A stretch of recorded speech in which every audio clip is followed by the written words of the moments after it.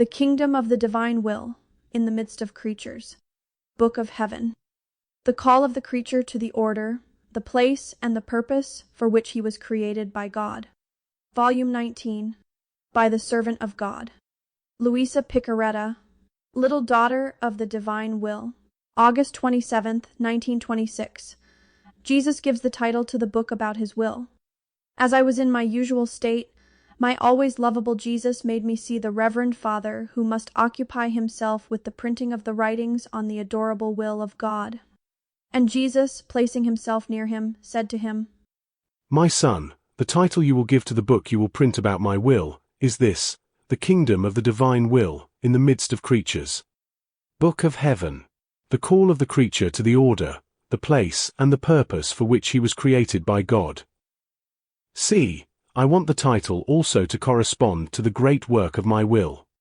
I want the creature to comprehend that his place, assigned to him by God, is in my will, and until he enters into it, he will be without place, without order, without purpose.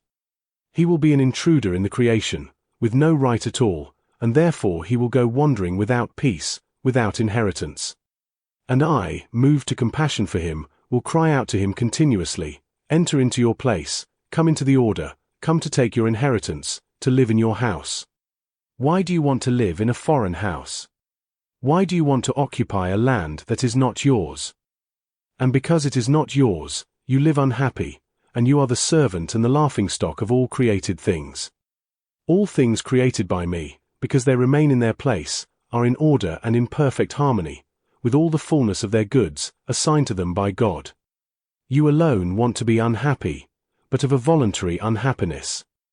Therefore come to your place, it is there that I call you and await you.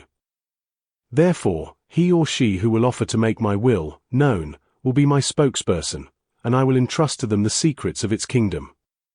Then after this, he showed the whole creation, how all created things remain in their place, wanted by God, and therefore in perfect order and in perfect harmony among themselves. And because they remain in their place, the supreme will maintains their existence whole, beautiful, fresh, and ever new, and order brings communal happiness and universal strength to all. What enchantment to see the order, the harmony of all creation. And Jesus, resuming his speaking, added, "My daughter, how beautiful are our works, they are our honor and our perennial glory. All of them remain at their place, and each created thing fulfills its office perfectly. Man alone is our dishonor in our creative work, because by withdrawing from our will, he walks upside down, with his head down on the earth and his feet up in the air. What disorder! What disorder! It is disgusting to see him. By walking with his head upside down, he crawls on the earth, he becomes all upset, he transforms himself. His sight lacks the necessary span to be able to look, he cannot move around in space in order to know things, nor defend himself if his enemy is behind his shoulders. And he cannot go too far, because, poor one, he has to drag himself with his head instead of walking, because the office of walking belongs to the feet, while that of the head is to dominate. So, doing his own will, is the true and perfect tumble of man, and the disorder of the human family. This is why I care so much that my will be known, so that he may return to his place, no longer dragging himself with his head upside down, but walking on his feet. No longer forming my dishonor and his, but my honor and his.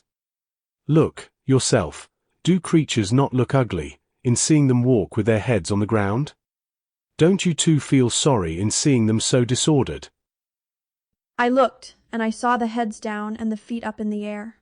Jesus disappeared, and I remained looking at this ugly scene of the human generations, and from the heart I prayed that his will may be known.